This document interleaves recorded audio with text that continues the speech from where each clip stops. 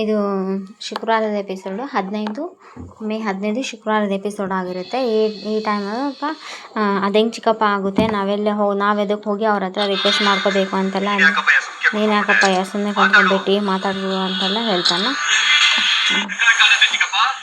ಅದು ಹೆಂಗಾಗುತ್ತೆ ಚಿಕ್ಕಪ್ಪ ಅಂತೆಲ್ಲ ಶಿವರಾಮ, ಏನು ಮಾಡೋಕ್ಕಾಗಲ್ಲ ಕಣಪ್ಪ, ಕಾಲು ಹಿಡಿಬೇಕು, ಅಡ್ಡನೂ ಬೆಳಿಬೇಕಾಗುತ್ತೆ, ಯಾಕಂದರೆ ಅದು ಹೇಸಿ ಅಂತ ಗೊತ್ತಿದ್ದು ಕಾಲು ಮಡಗಿದ್ವಲ್ಲ ನಾವು ಅಂತೆಲ್ಲ ಸಾವಿತ್ರಿ ಹೇಳ್ತಾರೆ. ಈಗ ನಮ್ಮ ಕಾಲು ತೊಳ್ಕೊಡ್ಲೇಬೇಕು, ಇಲ್ಲ ಅಂದರೆ ನಮ್ಮ ಅಟ್ಟಿಗೆ ಗಬ್ಬನಾಥ ಬಂದುಬಿಡುತ್ತೆ ಅಂತೆಲ್ಲ ಸಾವಿತ್ರಿ ಅದನ್ನು ರುಚಿ ಮಾತಾಡಿ ಹೇಳ್ತಾರೆ. ನೀನಾಕಪ್ಪ ಸುಮ್ಮನೆ ಕುಂತಿದ್ಯಾ, ಮಾತಾಡು ಅಂತ ಭದ್ರ ಹೇಳ್ತಾನೆ. ಆವಾಗ ಶಿವರಾಮೇಗೌಡ ಎದ್ದು ನಿಂತು, ಪ್ರಾಮಾಣಿಕವಾಗಿ ರಾಜಕೀಯ ಮಾಡಬೇಕಂತ ಬಂದವನು ನಾನು ಅಂತಲೂ, ನನಗೆ ಈ ಥರ ಸಮಸ್ಯೆ ಬಂದುಬಿಡ್ತಲ್ಲ ಅಂತೆಲ್ಲ ಆವತ್ತು ಶಿವರಾಮೇಗೌಡ, ನನ್ನ ರಾಜಕೀಯ ಬದುಕಲ್ಲಿ ಇಲ್ಲಿ ತನಕ ₹1 ಇಸ್ಕೊಂಡೀನಿ ಅಂತ ಯಾರ ಹತ್ರ ಬೆಟ್ ಮಾಡಿ ತೋರಿಸ್ಕೊಂಡಿಲ್ಲ ನಾನು ಅಂತೆಲ್ಲ ಹೇಳ್ತಿರ್ತಾನೆ ಶಿವರಾಮೇಗೌಡ. ಹಾಗೆ ಇಂಥ ದೊಡ್ಡ ಕಳಂಕ ಬರಂಗೆ ಮಾಡ್ಬಿಟ್ನಲ್ಲ ಅಂತೆಲ್ಲ ಏನಪ್ಪ ಮಾಡಲಿ ಅಂತ ಶಿವರಾಮೇಗೌಡ ಬೇಜಾರಾಗ್ತಾನೆ. ಯೋಗ್ಯತೆ ಮೀರಿ ಸಂಬಂಧ ಬೆಳೆಸಿದ್ಕೆ ಎಂಥ ಗತಿ ತಂದ್ಬಿಟ್ನಲ್ಲ ಅಂತೆಲ್ಲ ಹೇಳ್ತಾರೆ. ಇಲ್ಲಿ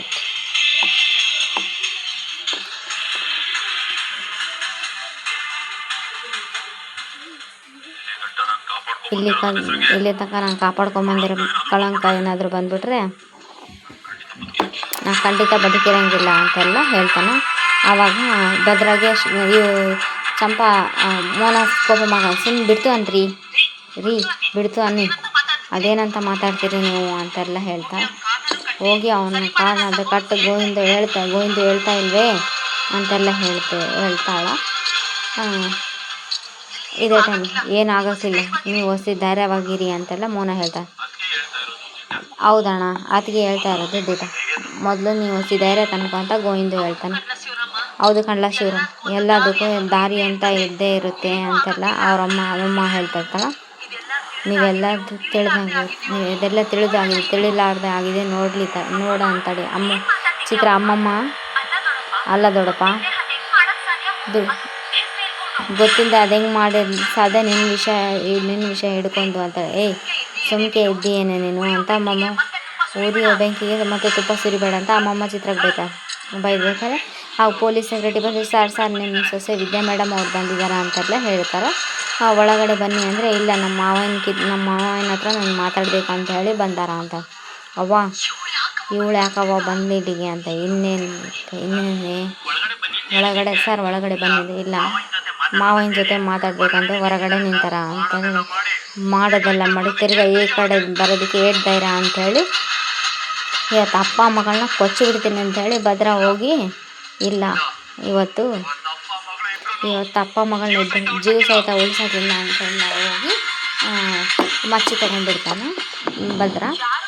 ಯಾರಿಗೆ ಗೊತ್ತು, ದಿಢೀರ್ನೇ ಶ್ರೀಮಂತ ಆಗ್ಬಿಡು ಅಂತ ಕುಮ್ಮ ಕೊಟ್ಟು ಅವಳೇ ಇದನ್ನೆಲ್ಲ ಮಾಡ್ತಾಳೆ ಏನಂತ ಸಾವಿತ್ರಿ ನೀನು ಸ್ವಲ್ಪ ಸುಮ್ಕೆ ಇದೆಯಾ ಅಂತ ಗೋವಿಂದ ಬೈತಾನ. ನೋಡೋಣ, ಈಗ ಆಗಿರೋದೇ ಸಾಕು, ನೀನು ಕೋಪ ಮಾಡಿಕೊಂಡು ಇನ್ನೊಂದು ಅನಾಹುತಕ್ಕೆ ಬೇಡ ಅಂತ ಅವನು ಮಚ್ಚಿ ತೊಗೊಂಡು ಹೊರಗೆ ಬಂದುಬಿಡ್ತಾನೆ. ಅದು ಶಿವರಾಮೇಗೌಡ ಹೊರಗಡೆ ನಿಂತಿರ್ತಾನೆ, ಇವಳು ಹೊರಗಡೆ ವಿದ್ಯೆ ಅಂದರೆ ಹೊರಗಡೆ ನಿಂತಿರ್ತಾನೆ. ಮಚ್ಚಿ ತೊಗೊಂಡು ಭದ್ರ ಓಡಾಡೆ ಬರ್ತಾನೆ. ಭದ್ರ ಓಡಾಡೆ ಬಂದಿದ್ದು ನೋಡಿ ಹಿಂದೆನೇ ಅವ್ರ ಅಪ್ಪನೂ ಶಿವರಾಮೇಗೌಡ ಮತ್ತು ಆಮೇಲೆ ಗೋವಿಂದ ಮನೆಗೆ ಹೆಣ್ಮಕ್ಳು ಎಲ್ಲರೂ ಓಡಿ ಬಂದರು. ಭದ್ರ ಅಂಥೇಳಿ ಅವರಪ್ಪ ನಿಲ್ಲು ಅಂಥೇಳಿ ಬೇಡ ಕಣ ಅಂತಂದೇಳಿ ನಿಲ್ಲಿಸ್ತಾರೆ. ಚೆನ್ನಾಗಿದೆ ಈ ಎಪಿಸೋಡ್. ಎಲ್ಲಿ ಬಿಸೆ ಬಿಡ್ತಾನೇನೋ ಅಂತ ನಿಲ್ಲಿಸು ಅಂತ ಅವರಪ್ಪ ಬೈತಾನೆ. ಅವರಪ್ಪ ಬೈದಾಗ ನಿಲ್ಲಿಸಿಬಿಡ್ತಾನೆ ಮತ್ತೆ ಹಂಗೆ ಹಿಡ್ಕೊಂಡು. ಚೆನ್ನಾಗಿದೆ ಈ ಎಪಿಸೋಡ್. ಬೇರೆ ಏನೇನಾಗುತ್ತೆ ಅಂತ ಇಂಟ್ರೆಸ್ಟಿಂಗ್ ಆಗಿ ತೋರಿಸಿದ್ದಾರೆ. ಇಲ್ಲಿ ತೋರಿಸಿದ್ರೆ ಎಲ್ಲರೂ ಗಾಬರಿ ಆಗಿಬಿಡ್ತಾರೆ, ಎಲ್ಲಿ ಹೊಡೆದೇ ಬಿಟ್ಟೇನೆ ಅಂತ. ಎಲ್ಲದಕ್ಕಿಂತ ಜಾಸ್ತಿ ಶಿವರಾಮೇಗೌಡ ತುಂಬ ಜಾಸ್ತಿ ಪ್ಯಾನಿಕ್ ಆಗಿರ್ತಾನೆ. ಚಿತ್ರ ಎಲ್ಲರೂ ಮನೆಯಿಂದ ಎಲ್ಲರೂ ಹೊರಗಡೆ ಬಂದುಬಿಟ್ಟಿರ್ತಾರೆ, ಯಾರೂ ಮನೇಲಿ ಇರೋದಿಲ್ಲ. ಎಲ್ಲರೂ ಮನೆಯಲ್ಲಿ ಅಂತ ಹೊರಗಡೆ ಬಂದಾಗ ಗಾಬರಿ ಆಗಿರ್ತಾರೆ ಚಿತ್ರ. ಈಶ್ವರಿಗಂತೂ ಖುಷಿ ಹೊಡೆದ್ಬಿಟ್ರೆ ಚೆನ್ನಾಗಲ್ಲ, ನಮ್ಮ ಬದುಕ ಹಸನಾಗುತ್ತಲ್ಲ ಅಂತೆಲ್ಲ ಹೇಳಿ ಭದ್ರ ಕೋಪದಲ್ಲಿ ಮಚ್ಚೆತ್ತಿದ್ರೆ ಸಮಸ್ಯೆ ಬಗೆಹರಂಗಿಲ್ಲ, ಇನ್ನೂ ಸಮಸ್ಯೆ ಹೆಚ್ಚಾಗುತ್ತೆ, ತೆಗಿಲ ಅಂತೇಳಿ ಅವರಪ್ಪ ಹೇಳಿದಾಗ ಮಚ್ಚಿ ತೆಗಿಲ ಕೈ ಇಳಿಸಲ್ಲ ಅಂತೇಳಿ ಬಿಸಾಕಲ್ಲ ಅಂತ ಹೇಳಿದಾಗ ಮಚ್ಚಿ ಬಿಸಾಕ್ಬಿಡ್ತಾನೆ. ಇವಾಗ ಒಬ್ಬೊಬ್ಬರೇ ಕ್ಲಾಸ್ ತೊಗೊತಾರೆ ಆಕೆಗೆ. ಈಶ್ವರಿ ಕ್ಲಾಸ್ ತೊಗೊತಾಳೆ, ಮತ್ತು ಸಾವಿತ್ರಿ ಕ್ಲಾಸ್. ನಿಮ್ಮಪ್ಪ ಆಟ ಎಲ್ಲ ಅಡಕಾಸಿ ಏನಕ್ಕೆ ಸಾರಿ ಜಲ್ದಿ ಅರ್ಥ ಆಗಲ್ಲ ನನಗೆ. ಆ ಕೆಲಸ ಮಾಡಿದ್ಮೇಲೆ ಅಡಕಾಸಿ ಕೆಲಸ ಮಾಡಿದ್ಮೇಲೆ ನೀನೇನು ಇಲ್ಲಿ ಬಂದಿಯ ಮುಖ ಇಟ್ಕೊಂಡು ಅಂತಲ್ಲ, ನನಗೆ ಬರ್ತಾ ಇರೋ ಕೋಪಕ್ಕೆ ನೀನೇನ ಅಂತೇಳಿ ಭದ್ರ ಹೇಳ್ತಾನೆ. ಅವರಮ್ಮ ಇದು ಭದ್ರ ನೀವು ಅಷ್ಟು ಕೋಪ ಕಮ್ಮಿ ಮಾಡ್ಕೊ ಅಂತ ಅವರಮ್ಮ ಬೈತಾಳೆ. ಅವರಮ್ಮ ಬೈದಾಗ ಒಬ್ಬೊಬ್ಬರದೇ ಕ್ಲಾಸ್ ಇವಾಗೆಲ್ಲ ಇವಾಗ ಭಗವಂತ ಇನ್ನು ಹೋಲಿಕೆ ರವ ನಮ್ಮ ಅಟ್ಟಿ ಮೇಲೆ ಅದು ಯಾವ ಕೆಟ್ಟ ಕಣ್ಣು ಬಿತ್ತೈತಿ, ಯಾಕೆ ಈಟೆಲ್ಲ ನಡೀತಾ ಇದೆಯಲ್ಲ ಅಂತ ನಮ್ಮಮ್ಮ ಆಳ್ತಿರ್ತಾಳೆ. ನಿಮ್ಮಪ್ಪ ಮಾಡಿರೋ ಕೆಲಸದಿಂದ ಇಡೀ ನಮ್ಮ ಕುಟುಂಬ, ಅದ್ರಾಗೂ ಮುಖ್ಯವಾಗಿ ನಮ್ಮ ಅಣ್ಣ ತಲೆ ತಗ್ಗಿಸಂಗಾಗಿದೆ ನೋಡು ಅಂತೆಲ್ಲ ಆಕೆ ಬೈತಾಳೆ. ಯಾರು ಸಾವಿತ್ರಿ ಬೈತಾಳೆ. ಮತ್ತು ಈ ಮಾಡಿರೋ ಕೆಲಸಕ್ಕೆ ನಿಮ್ಮ ಮನೆ ನಾಶ ಆಗೋಗ್ಬಿಡುತ್ತೆ ಪಾಪಿ ಅಂತೆಲ್ಲ ಸಾವಿತ್ರಿ ಬೈತಾಳೆ. ಯಾಕೆ ತಿರ್ಗಾ ಇಲ್ಲಿ ಬಂದಿ, ಇನ್ಯಾಕೆ ಇವರಪ್ಪ ಮಾಡಿರೋ ಘನಂದಾರ ಕೆಲಸಕ್ಕೆ ಏನಾದರೂ ಮಾಡಿಬಿಡ್ತೀವಿ ಅನ್ನೋ ಭಯಕ್ಕೆ ಮೊಸಳೆ ಕಣ್ಣೀರು ಹಾಕಿ ಕ್ಷಮೆ ಕೇಳಕ್ಕೆ ಬಂದಿರಬೇಕು ಅಂತೆಲ್ಲ ವಿನಂತ್ರಿ ಹೇಳ್ತಾಳೆ. ಮತ್ತು ಈಶ್ವರಿ ಕ್ಲಾಸ್ ಇವಾಗ ಈಶ್ವರಿ ಮತ್ತು ಚಿತ್ರ ಕ್ಲಾಸ್ ಸ್ಟಾರ್ಟ್ ಆಗುತ್ತೆ.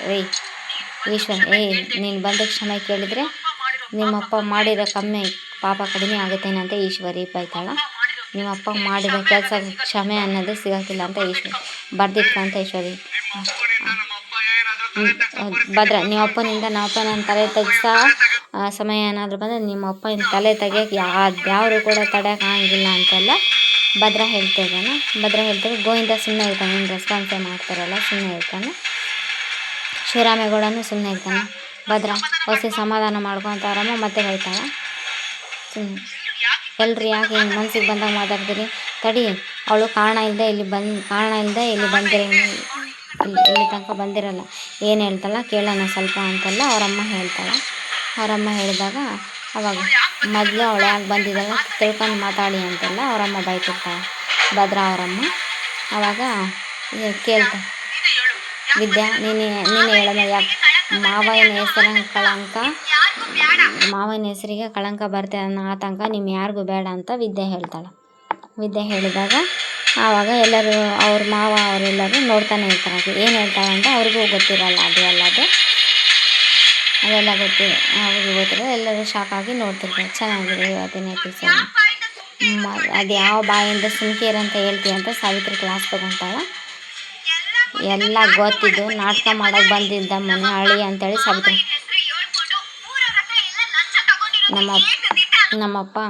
ನಮ್ಮಪ್ಪಯ್ಯ ಮಾವಯ್ಯನ ಹೆಸರು ಹೇಳಿ ಊರು ತುಂಬ ಲಂಚ ತಗೊಂಡಿದ್ದಾನ, ಏಟ್ ದಿಟವು ಆ ವಿಷಯ ನಮಗೆ ಇವತ್ತೇ ಗೊತ್ತಾಗಿರೋದು, ಆಟೆ ದಿಟ ಅಂತೇಳಿ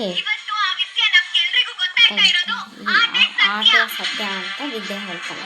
ವಿದ್ಯೆ ಹೇಳಿದಾಗ ಇವ್ರು ಯಾರು ನಂಬೋದಿಲ್ಲ, ಆವಾಗ ನಮ್ಮ ಅಪ್ಪಯ್ಯ ಮಾಡಿರೋ ತಪ್ಪಿಗೆ ಮಾವಯ್ಯ ಶಿಕ್ಷೆ ಅನುಭವಿಸೋದು ನಾ ಬಿಡೋಕ್ಕಿಲ್ಲ ಅಂತೆಲ್ಲ ಹೇಳ್ತಿರ್ತಾವೆ ವಿದ್ಯೆ. ಆವಾಗ ಮಾವಯ್ಯನ ಹೆಸ್ರಿಗೆ ಕಳಂಕ ನಾನು ಅವಕಾಶ ಮಾಡಿಕೊಡೋಂಗಿಲ್ಲ ಅಂತ ವಿದ್ಯೆ ಹೇಳ್ತಿರ್ತಾಳೆ.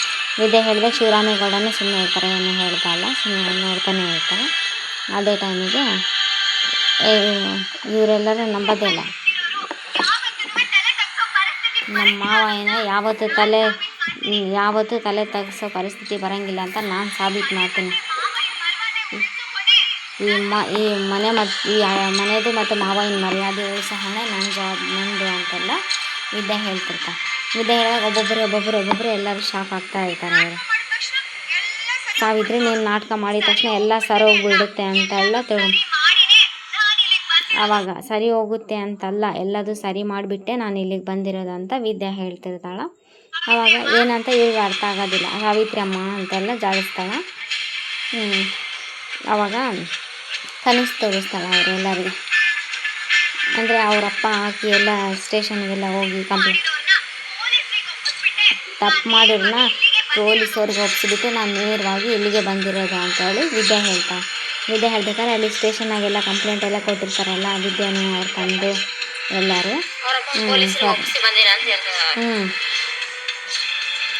ಸ್ಟೇಷನ್ಗೆ ಹೋಗಿ ವಿದ್ಯಾನೇ ಅವ್ರ ಅಪ್ಪನ ಪೊಲೀಸರಿಗೆಲ್ಲ ಒಪ್ಸಿರ್ತಾಳಲ್ಲ, ಅದನ್ನೆಲ್ಲ ನಮಸ್ಕಾರ ಸಾರ್ ಅಂತ. ಯಾರು ಏನಮ್ಮ ಏನಾಗಬೇಕಿತ್ತು? ನನ್ನ ಹೆಸರು ವಿದ್ಯಾ ಅಂತೇಳಿ ನಾನೊಂದು ಕಂಪ್ಲೇಂಟ್ ಕೊಡಬೇಕಿತ್ತು ಅಂತೆಲ್ಲ ಹೇಳ್ತಾಳೆ. ಯಾರ ಮೇಲೆ ಏನು ಕಂಪ್ಲೇಂಟ್ ಕೊಡಬೇಕಿತ್ತು?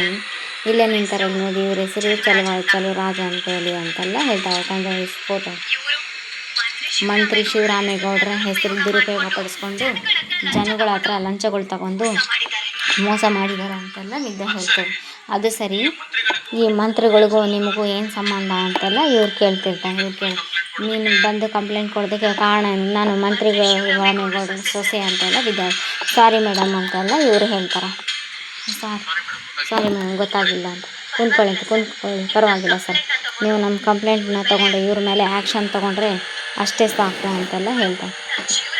ನಾನು ಇವರು ಶಿವರಾಮೇಗೌಡ ಬೀಗ ಅಂತೇಳಿ ಅವ್ರಿಗೆ ಕೆಲಸ ಕೊಡಿಸ್ತೀನಿ, ಟ್ರಾನ್ಸ್ಫರ್ ಮಾಡಿಸ್ತೀನಿ ಸುಳ್ಳು ಹೇಳಿ ಜನಗಳ ಹತ್ರ ಲಂಚ ತೊಗೊಂಡಿದ್ದಾರೆ ಅಂತ, ಮೋಸ ಮಾಡಿದ್ದಾರೆ ಅಂತೆಲ್ಲ ಹೇಳ್ತಾಳೆ. ಆದರೆ ಇದಕ್ಕೂ ಮಂತ್ರಿಗಳ ಮಾವನಿಗೂ ಯಾವ ಸಂಬಂಧನೂ ಇಲ್ಲ ಅಂತ ಪೊಲೀಸ್ ಕಂಪ್ಲೇಂಟ್ ಎಲ್ಲ ಇಲ್ಲಿ ಪೊಲೀಸ್ ಕಂಪ್ಲೇಂಟ್ ಕೊಟ್ಟಿದ್ದಾರೆ. ನಾವು ಬೇರೆ ಜನ ಎಲ್ಲ ಪೊಲೀಸ್ ಕಂಪ್ಲೇಂಟ್ ಕೊಡೋಕ್ಕೆಲ್ಲ ಬಂದಿರ್ತಾರೆ. ಬೇರೆ ಜನ ಪೊಲೀಸ್ ಕಂಪ್ಲೇಂಟ್ ಕೊಡೋಕೆ ಬಂದಾಗ ನಮ್ಮ ಮಗಳು ಹೇಳ್ತಾ ಇರೋದು ಅಕ್ಷರತಃ ಸತ್ಯ ಅಂಥೇಳಿ ಸೆಲ್ಲೊಳಗೆ ಹಾಕ್ತಾರೆ. ಇದನ್ನು ಸೆಲ್ಲೊಳಗೆ ಹಾಕಿದ್ಮೇಲೆ ಅಲ್ಲಿ ಜನ ಎಲ್ಲ ಬಂದಿರ್ತಾರೆ. ಜನ ಎಲ್ಲ ಕಂಪ್ಲೇಂಟ್ ಕೊಡಬೇಕು ಅಂತೇಳಿ ಸುಭಾಷ ಎತ್ತು ಕಟ್ಟಿರ್ತಾನಲ್ಲ ಅವರೆಲ್ಲ ಬಂದಿರ್ತಾರೆ. ಅವರೆಲ್ಲ ಕಂಪ್ಲೇಂಟ್ ಕೊಡೋಕೆ ಬಂದಾಗ ಅವರೆಲ್ಲ ತೊಗೊಳಕ್ಕಾಗಿಲ್ಲ ನಿಮ್ಮ ಕಂಪ್ಲೇಂಟ್ ಎಲ್ಲ, ಹೇಗೆ ಅಂದರೆ ಆಲ್ರೆಡಿ ಅಪರಾಧಿನೇ ಒಪ್ಕೊಂಡಿದ್ದಾನೆ ಇದನ್ನೆಲ್ಲ ಅಂತಂತ ನಮ್ಮ ಮಾವನಿಗೆ. ಆಮೇಲೆ ನೆಕ್ಸ್ಟ್ ಇದು ಕನಸೆಲ್ಲ ಇಲ್ಲಿ ಹೇಳಿರ್ತಾರೆ. ಅದಕ್ಕೆ ನೀವು ಅವಕಾಶ ಮಾಡಿ ಕೊಡಬೇಡಿ ಅಂತೆಲ್ಲ ಅವ್ರ ಮುಂದೆ ಎಲ್ಲ ಹೇಳಿರ್ತಾಳೆ. ನಮ್ಮ ಮಾವನವ್ರಿಗೆ ಏನು ತೊಂದರೆ ಆಗಬಾರ್ದು ಅಂತ. ಆಮೇಲೆ ವಿದ್ಯಾ ಇದ್ದು ಮಾವಯ್ಯನ ಮೇಲೆ ಯಾವುದೇ ರೀತಿ ತೊಂದರೆ, ಮಾವಯ್ಯನ ಯಾವ ತಪ್ಪಿಲ್ಲ ಅನ್ನೋದು ಇಡೀ ಪ್ರಪಂಚಕ್ಕೆ ಸ್ಪಷ್ಟವಾಗಿದೆ ಅಂತೆಲ್ಲ ಹೇಳ್ತಿರ್ತಾಳೆ. ಶಿವರಾಮ್ ಇನ್ನು ಆ ಕಳಂಕ ನೆರಳು ಮಾವನ ಮೇಲೆ ಬೀಳಂಗಿಲ್ಲ ಅಂತೆಲ್ಲ ಸಾಧ್ಯನೇ, ಕಳಂಕದ ನೆರಳು ಕೂಡ ಮಾವನ ಮೇಲೆ ಬೀಳೋಕೆ ಸಾಧ್ಯನೇ ಇಲ್ಲ ಅಂತೆಲ್ಲ ಹೇಳ್ತಿರ್ತಾರೆ. ಆವಾಗ ಗೋವಿಂದ ಶಿವರಾಮ ಎಲ್ಲ ವಿದ್ಯಾನೇ ನೋಡ್ತಿರ್ತಾರೆ. ಬಟ್ ಆದರೂ ಅವ್ರೇನು ಮಾತಾಡಲ್ಲ. ಮಾವಯ್ಯನ ಹೆಸರಿಗೆ ಯಾರಾದರೂ ಮಸಿ ಬಳಿದಂಥ ಪ್ರಯತ್ನ ಪಟ್ಟರೆ ಮೊದಲು ನನ್ನನ್ನು ದಾಟ್ಕೊಂಡು ಬರಬೇಕಾಗ್ತೈತಿ ಅಂತೆಲ್ಲ ಹೇಳ್ತಾರೆ. ನನ್ನನ್ನು ದಾಟ್ಕೊಂಡು ಬರಬೇಕಾಗ್ತೈತಿ, ಅಲ್ಲಿವರೆಗೂ ನಾನು ಅವಕಾಶ ಮಾಡಿಕೊಡಲ್ಲ ಅಂತೆಲ್ಲ ಹೇಳ್ತಾರೆ. ಆವಾಗ ಸರಿ, ಈ ವಿಚಾರ ಹೇಳೋಕ್ಕೆ ನಾನು ಇಲ್ಲಿ ಬಂದು ನಾನು ಜೀವಂತವಾಗಿರೋ ತನಕ ಮಾವನ ಹೆಸರಿಗೆ ಕಳಂಕ ಬರೋಕ್ಕೆ ನಾನು ಬಿಡೋದಿಲ್ಲ ಅಂತೆಲ್ಲ ಹೇಳ್ತಿರ್ತಾರೆ. ಈಗ ಒಳಗೆ ಹೋಗಿ ಮಾತಾಡೋಣ, ಹೊರಗೆ ನಿಂತು ಇದೆಲ್ಲ ಮಾತಾಡಬೇಡ ಅಂತ ಗೋವಿಂದಗೌಡ ಕರ್ಕೊಂಡು ಹೋಗ್ತಾನೆ. ಇದು ನೆಕ್ಸ್ಟ್ ಎಪಿಸೋಡ್ನು ಚೆನ್ನಾಗಿದೆ. ನೆಕ್ಸ್ಟ್ ಎಪಿಸೋಡಲ್ಲಿ ಕಾದು ನೋಡಬೇಕು ಏನಾಗುತ್ತೆ ಅಂತೆಲ್ಲ ಹೇಳಿ. ನೆಕ್ಸ್ಟ್ ಎಪಿಸೋಡಲ್ಲಿ ನಾಳೆ ಇದು ಇದೆ, ಕೋರ್ಟಲ್ಲಿ ನಡೀತಾ ಇರ್ತೈತೆ. ನಾವು ಬೇರೆ ಎಷ್ಟೋ ಜನ ಹತ್ರ ಸಂಬಂಧ ಮಾಡಿಕೊಂಡು ಹೊಟ್ಟೆಯಲ್ಲಿರೋ ಮಗು ನಂದಲ್ಲ ಅಂತೆಲ್ಲ ಹೇಳಿ ಅವಳ ಬಗ್ಗೆ ಇನ್ನೊಂದು ಕೆಟ್ಟದಾಗಿ ಮಾತಾಡಿದರೆ ನಾನು ಮನುಷ್ಯನೇ ಆಗಿರಲ್ಲ ಅಂಥೇಳಿ ಅವರು ಸಾವಿತ್ರಿಗೆ ಹೇಳಿಬಿಡ್ತಾನೆ.